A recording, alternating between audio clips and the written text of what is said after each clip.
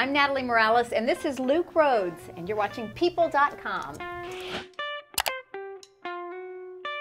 have to say, it's a little overwhelming. I never thought I'd be on the list, but it's a real honor, and especially post-baby, to be on that list, because it took a lot of work to get back there.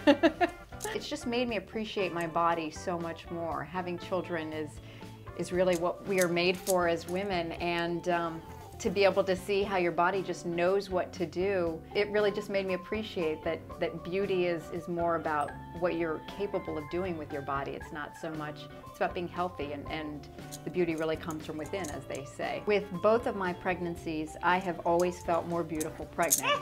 I fill out a little bit more, which helps. There's not much of a routine, I will tell you that. After you have 2 kids, you kind of do things in a hurry, and on the weekends the hair is up in a ponytail or a scrunchie. Yeah, I still wear a scrunchie. And there's no makeup. Sometimes you look better when you're less done than more done.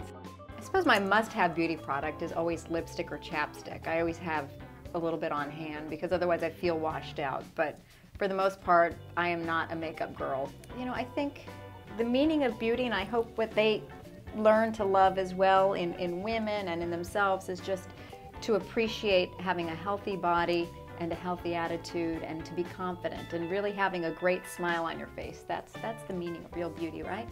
It does take hard work. I think really the trick with me was I've worked out with both of my pregnancies all the way during the pregnancy up until the week before, and I would work out 4 to 5 days a week, and at least 45 minutes to an hour. The minute I could get back out there, I was out there on the treadmill or running outside, doing kickboxing and Pilates, and that's how I kind of got back to where I was.